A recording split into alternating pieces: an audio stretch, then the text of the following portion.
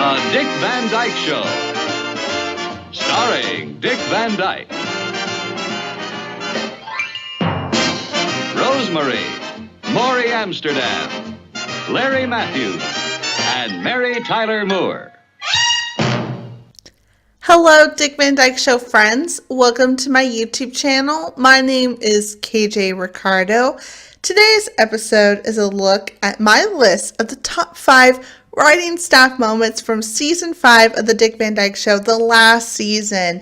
There were some great moments, so let's get started. Number 5 is 5245 or Work. This is a flashback episode, and it focuses on the Alan Brady show is going on hiatus for the summer, and it reminds Rob the last time that this happened when he first started working for the Alan Brady show. And Laura was pregnant, and so he was distraught that he suddenly was out of work, that he wasn't bringing in a steady income. And so he goes out and looks for another job. He gets a job working for a television company, but it's a very technical job. He's not writing comedy. He's writing more so technical writing. And so it's not a great job. He doesn't like it one bit. And so he's looking for a solution. Eventually, Alan calls Rob and says, "Hey, I'm doing a show this summer. Would you like to write for it?" And Rob jumps at the chance. And so, of course, as always, this episode works out in the end. Number 4 is the bottom of Mel Cooley's heart. Now, this episode really focuses on Mel. He's the producer of the Alan Brady show. Alan verbally abused Mel one day during a rehearsal, and Rob feels really bad about it. He thinks that himself, Buddy, and Sally should cheer up Mel, pump him up, and convince Mel to stand up to Alan, to finally fight back. And so they have lunch with Mel. They convince him to do this. And so the very next day, Mel does just that. He tells Alan exactly what he thinks, gets mad at him, and what happens? He's fired. And so Rob now feels really guilty that it was kind of his idea to do this. So the three of them go into Alan and talk to Alan and finally convince him to give Mel his job back. And I really like this episode because it primarily focuses on the Alan Brady show. Number 3 is Unius. This is another great episode, one of the best from this season, and it all takes place at the office. Rob, Buddy, and Sally were working late one night, and when Rob was alone, he heard alien noises, and he is convinced that he saw a flying saucer outside the window. Of course, no one else was in the room with him, and when he tries to tell Sally and Buddy about it, they don't believe him. They don't see anything in the sky, and so it seems like Rob is seeing things, that he was delusional from being tired from work. Rob even eventually goes and sees a psychiatrist to talk about it, like, am I going crazy or not? Later that day, he's back in the office, and that night, him and Buddy are there, and they both hear the flying saucer and see it outside. They go out into the hallway, they hear it through the intercom, and eventually they run into a guy who says, yes, it's a flying saucer, but it's actually a toy flying saucer that they're making for Christmas.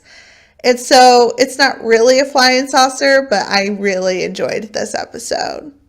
Number 2 is Talk to the Snail, another episode completely focused on the writing staff.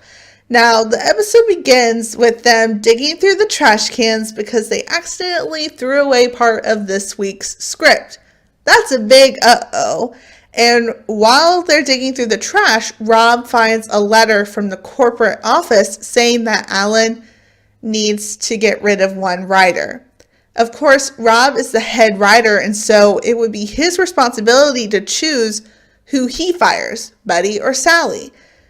Instead, they decide to all kind of team up and find a solution, find another job, and Rob goes and looks for this job working for a comedy variety show featuring a puppet Snail.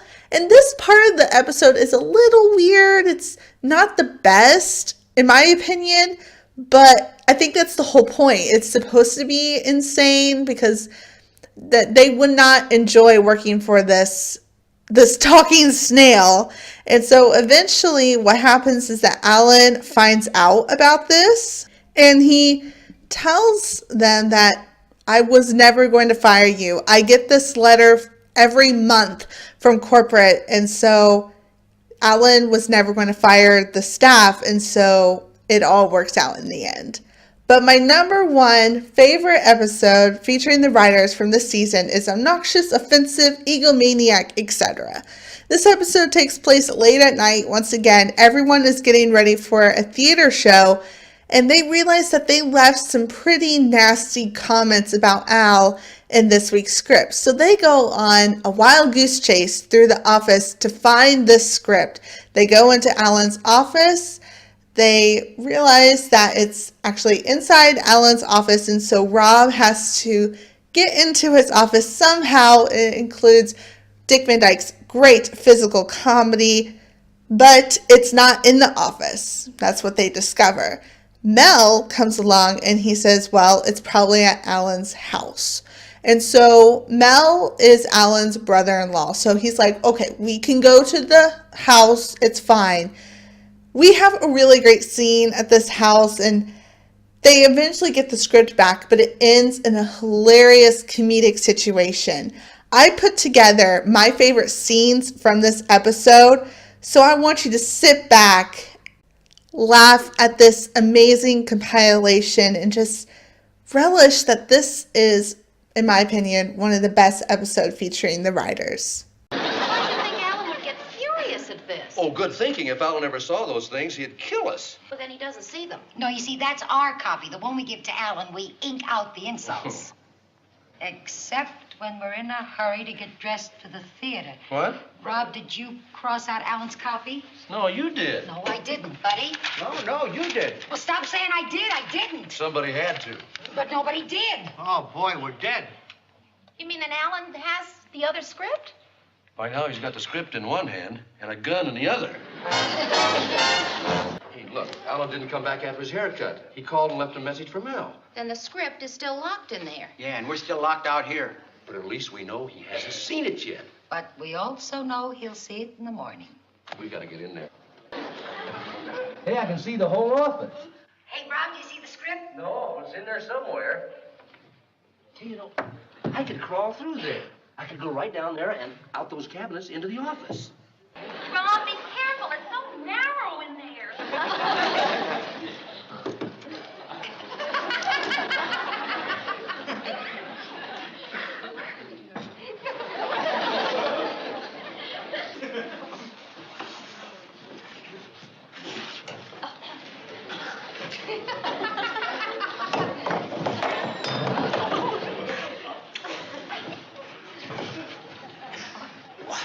I think I can make it.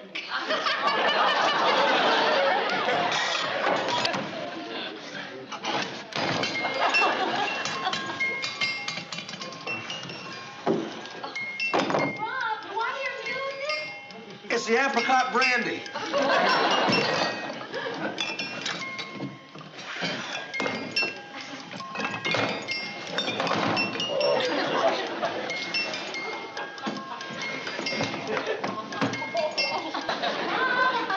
What? I found the key. What? Take this one. Here's the script we fixed up. We gotta find Alan's copy first. It's not here. Must be here somewhere. And here is locked. Rob, you can't break into a man's desk. We just broke into a man's office. I came to get the script before Alan read it. Mel, you were going to cover for us? Mel, I take back every rotten thing I ever said about you. Never mind. Well, I'm sorry. Script's not here. But it has to be. It has to be. He must have taken it home with him, huh? Maybe he had it delivered. That's it. You think so? I know so. I delivered it. Why didn't you tell us you delivered it, stupid? There may be one chance. Oh, yes, my husband can always break into Alan's house. Exactly. I won't let him.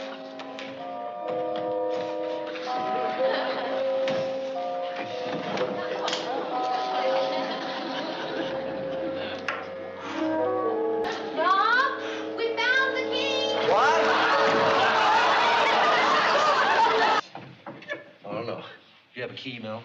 It may not be locked. Oh. Everybody just keep quiet and let me look.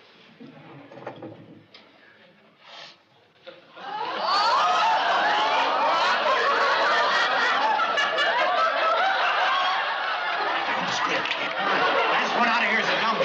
Shh, don't anybody move.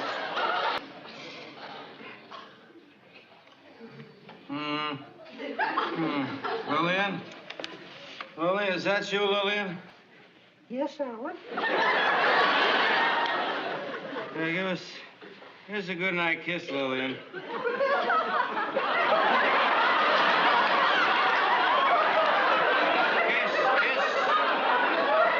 Lillian.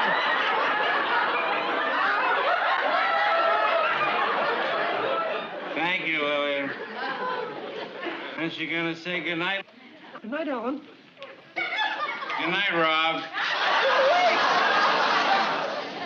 Was it also Rob's idea to switch the scripts? Well, Alan, we felt a little bit about that first sketch. We made some changes in it. He did, huh? Yeah, we put in a lot of new jokes and Oh, stuff. boy, real funny stuff, Alan. Well, that first script had pretty funny stuff in it. Bald-headed figure's pretty funny. Well, I thought you'd be furious, Oh, Alan. I am. Well, you don't look it. Well, on 2 tranquilizers and a sleeping pill, this is as furious as you can get. Oh, by morning, I'll be my old self again. Then will come the screaming and the yelling and the firing and all the rest of that fun. Wait a minute. He's not going to kill anybody. Somebody grab Mel. I think he's flipping. He's not going to fire anybody either.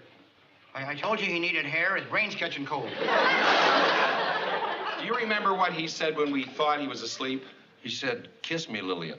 He said, kiss me, Lillian. His wife's name is Margaret. Mel, you wouldn't blackmail your own brother-in-law. And that's it. That's all I have for you this week.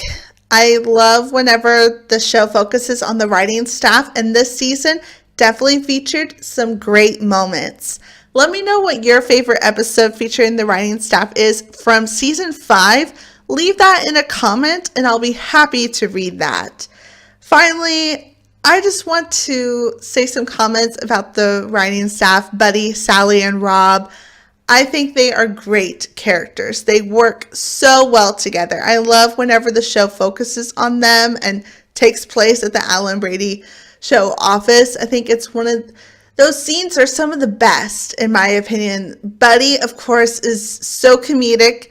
Sally has some great lines too, but she's often the mediator between Buddy and Rob. And Rob, of course, is a great head writer. And so the show itself is really great featuring the writing staff.